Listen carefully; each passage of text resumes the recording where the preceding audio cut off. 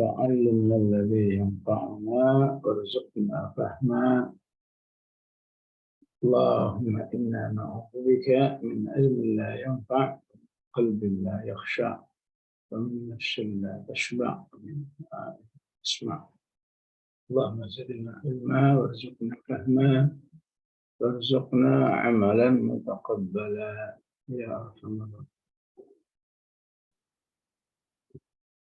قال رسول الله صلى الله عليه وسلم: صيام عرفة إني أحتسب على الله أن يكفر السنة بعده والسنة التي قبله. Puasa hari Arafah, aku berharap agar Allah mengampuni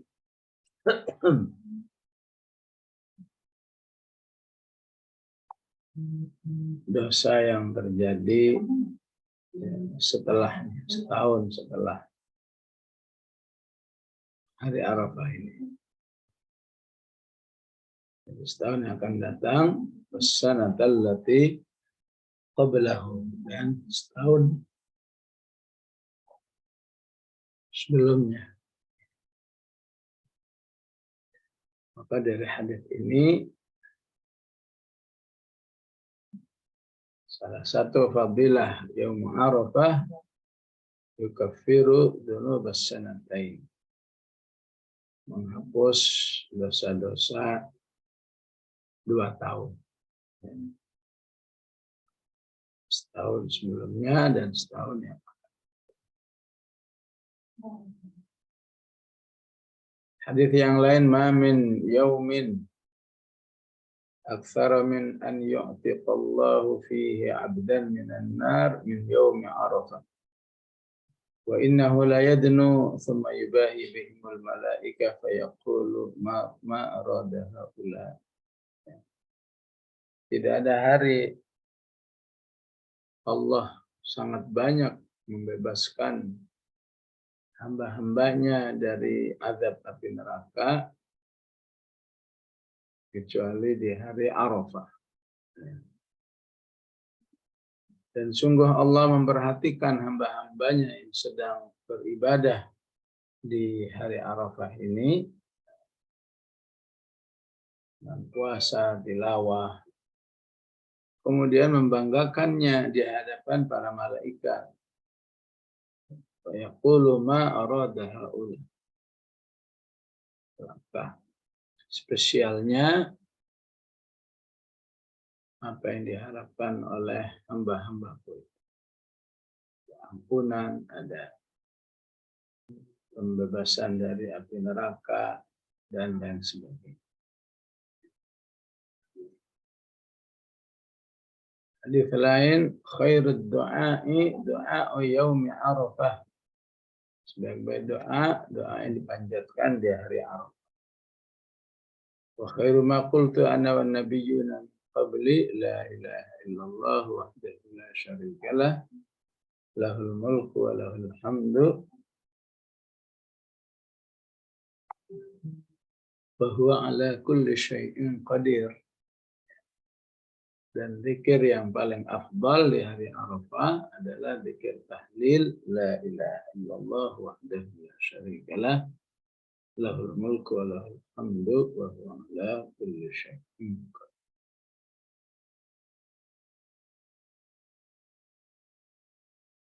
Inilah hadis-hadis tentang kemuliaan Arafah. Pun umat Islam sampai tahun ini masih dihadapkan oleh 2 pilihan, ya.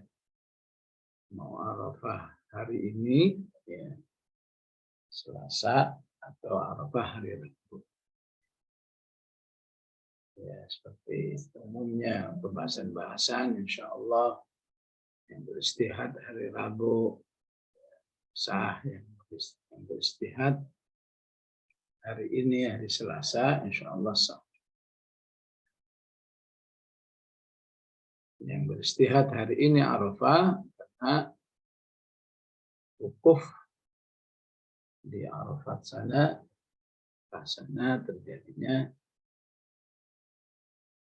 hari ini, ya, lebih jam lagi dari jam kita ini, mereka sudah berada di padang Arafah. Sehingga kaum muslimin menyesuaikan diri, sehingga yang memilih hari ini menyesuaikan diri. Kenapa menyesuaikan diri? Ya, karena mengimbangi dengan orang-orang yang sedang berarafah. Jadi, mereka yang berada di Arafah betul-betul sedang beribadah wukuf, sehingga tidak disunnahkan lagi mereka berpuasa, puasa Arafah. Tidak disunnahkan itu berarti ya sampai makruh ya.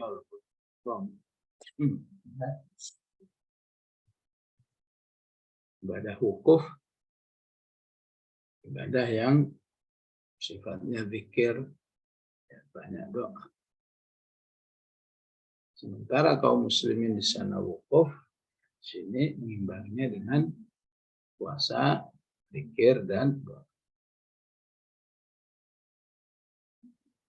Sedangkan yang nggak mengikuti wukuf di Arafah kan dalil saumu yauma yasumun wal iftar yauma yuftirun wal udhiyatu yauma yudhahun. Maka hendaklah kamu, atau maka boleh kamu mengikuti apa yang menjadi keputusan di masyarakat. Saat masyarakat, khususnya negara di sini ya, saat di sebuah negara itu memutuskan bahkan besok Rabu di puasa Arafah, maka boleh kamu mengikutinya. Walaupun saat suatu negara menerapkan besok Idul Fitri, maka kalian sah mengikuti keputusan negara. Masuk saat memutuskan hari apa untuk potong kurbannya, ya, tentu di masyarakat Indonesia memutuskannya hari Kamis, ya, itulah hari Kamis kami ikut. Ya, insya Allah masing-masing ada dasarnya. Tinggal mana yang membuat kita seret, buat kita lebih aman, lebih puas, ya. Merasa mengikuti Saudi silahkan, ikuti Depak ya silahkan. Nggak bisa saling maksa dan nggak bisa saling menyalahkan. Allah.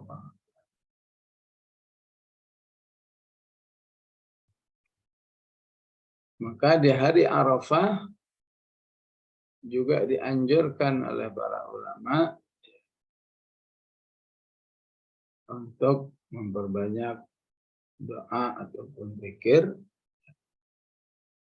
wabil khusus sore hari, terus asar sampai menjelang maghrib, jika memungkinkan, sementara ya, putus hubungan dengan siapapun. Ya.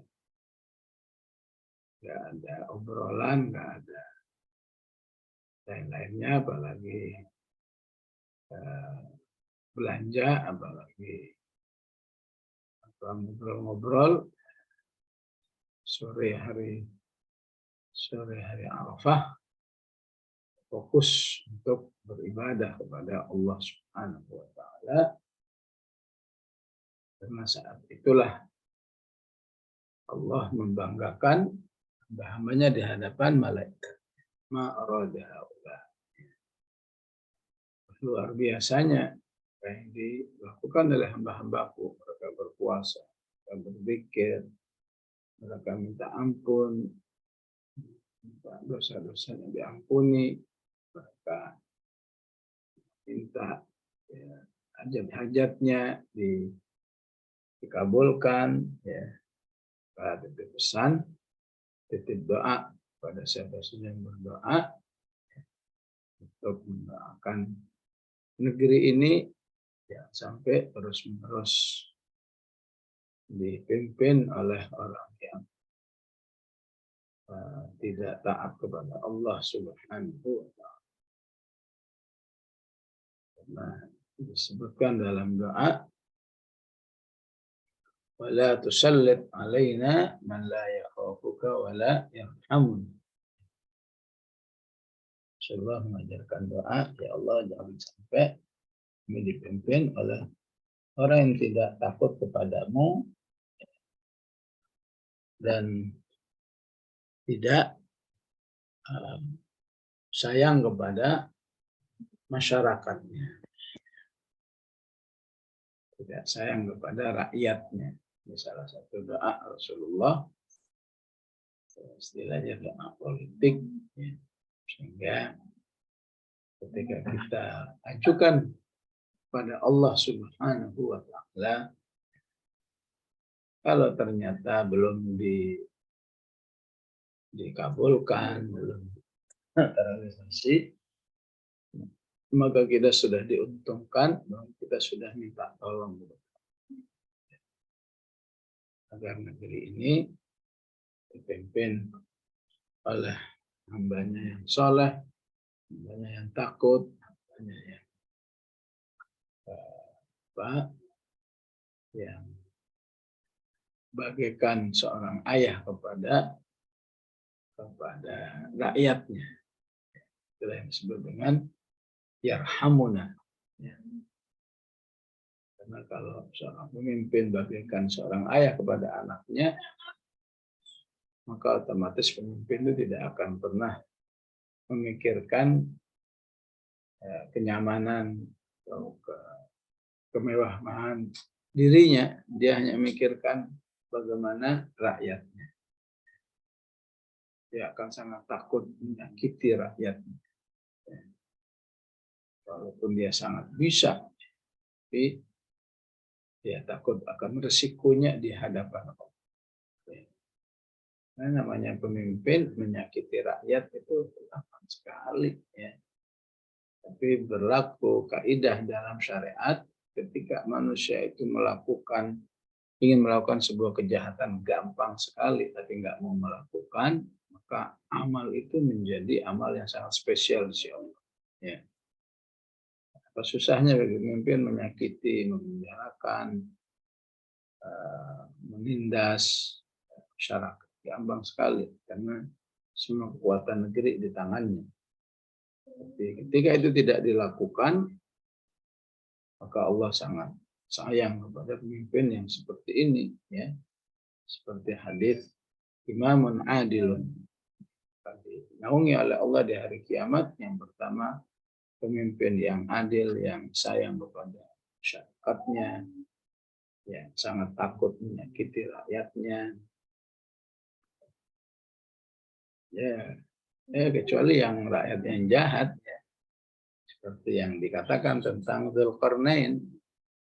Qulna ya Dzulqarnain, imma an tu'adziba wa imma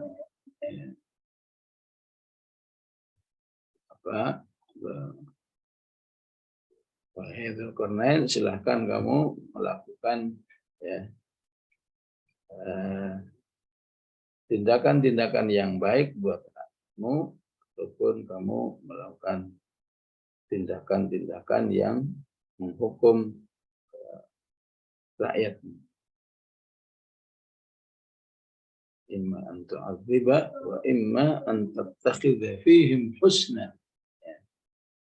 Qala amma man zalama fasawfa nu'adzibuhu wa yuraddu ila rabbih thumma yuraddu ila rabbih fayu'adzibuhu 'adzaban nukra wa amma man amana wa 'amila shalihan falahu jazaa'un al-husna sanaqulu lahu min amrina yusra. Jadi pemimpin yang saleh bukannya tidak menindak rakyatnya, ya, tidak melakukan hukuman terhadap rakyat. Yang baik diberi perlakuan baik, yang jahat walam dengan jahat hukuman juga. Ya. Insya Allah di hari Arafah itulah yang terbaik untuk berdoa, baik kepentingan diri, kepentingan keluarga, kepentingan umat, kepentingan agama. Semua diajukan kepada Allah Subhanahu wa Ta'ala.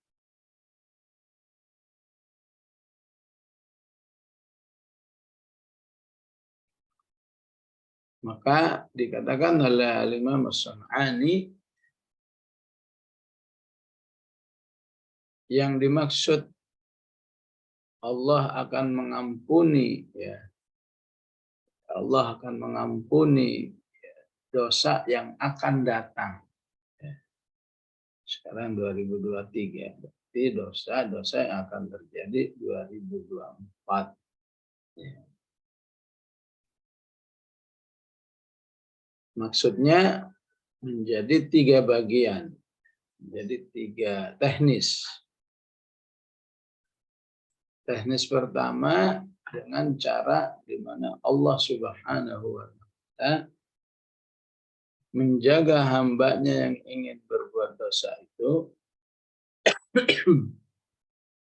padahal dosa itu sudah instan di depan matanya. Tinggal selangkah lagi dia sudah melakukannya. Tapi Allah punya cara. Bagaimana agar hambanya itu tidak jadi melakukan dosa. Nah, itu salah satu cara Allah teknis mengampuni dosa hamba-hambanya yang di tahun yang akan datang. Ini perlu beliau jelaskan seperti ini agar tidak dipahami, ya, agar tidak dipahami begini. Karena kamu sudah dijamin setahun depan diampuni dosamu, ya udah silakan berbuat aja sekendak hatimu, toh kamu sudah mendapat garansi ampunan, ya, dengan janji Rasulullah SAW. Tentu tidak letter luck begitu. Ya.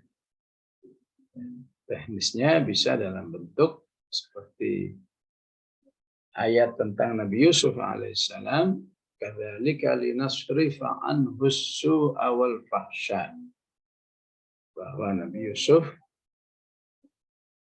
termasuk orang yang dihindarkan oleh Allah, ya, terjerumus dalam sebuah dosa, betapapun dosa itu sudah di depan matanya, sudah instan, sudah safety, ya, sudah nggak ada halangan apa-apa. Kalaupun, ya, hasya lillah, ya, nggak mungkin terjadi. Kalaupun dilakukan, itu juga akan diampuni. Tapi Allah lebih memilih teknis dijauhkan, digagalkan, ya, suasana yang sudah nyaris terjadi.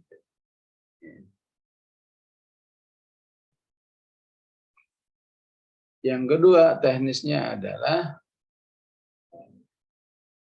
kalau saja terjadi, ya, maka Allah segera, ya, jadikan diri hambanya itu berada dalam sebuah penyesalan yang sangat dalam.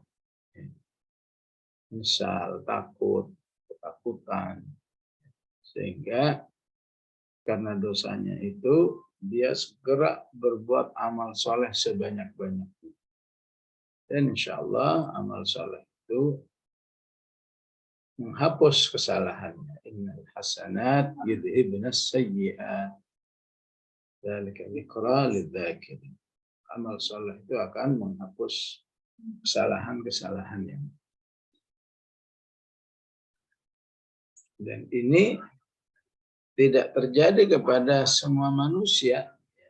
Berapa banyak orang berbuat dosa, ya, buru-buru beramal soleh, sekedar nyesel aja enggak. Apalagi dengan dalih ini kan dosa kecil, ntar juga diampuni. Jadi bisa jadi sebuah dosa yang dilakukan tentu tanpa disengaja, tanpa diniatkan, bagi sebagian orang justru semakin mendekatkan dirinya kepada Allah.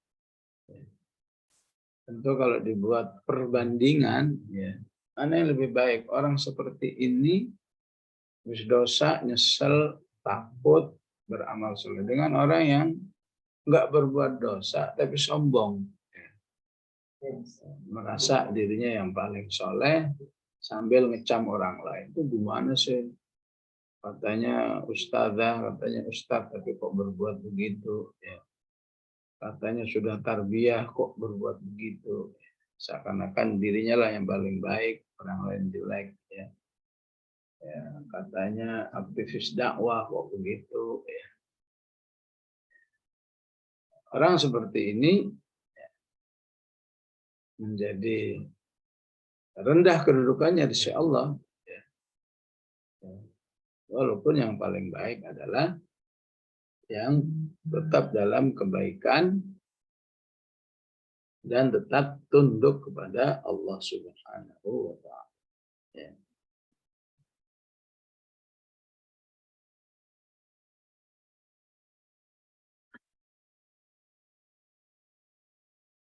Teknis yang ketiga,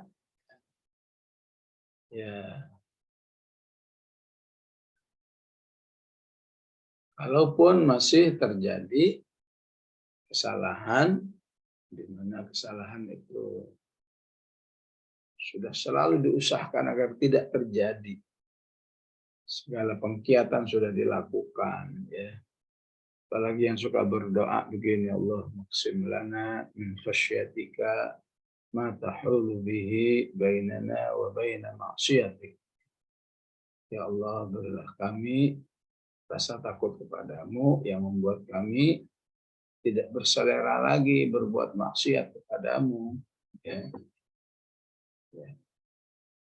Tentu orang berdoa seperti ini sudah punya keinginan yang luar biasa. Jangan ada kesalahan dalam diri. Jangan ada kesalahan dalam diri.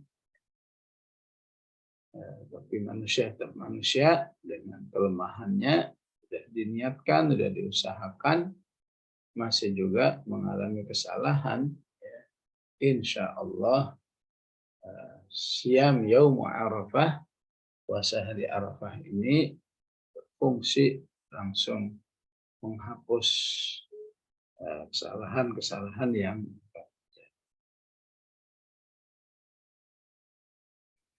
demikian Ibu-ibu rahimakumullah,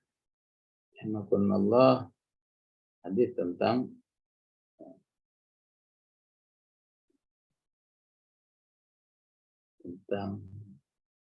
fadilah yaumi Arafah. Sallallahu alaihi Muhammad wa ala alihi wa sahbihi wa sallam. Alhamdulillahi rabbil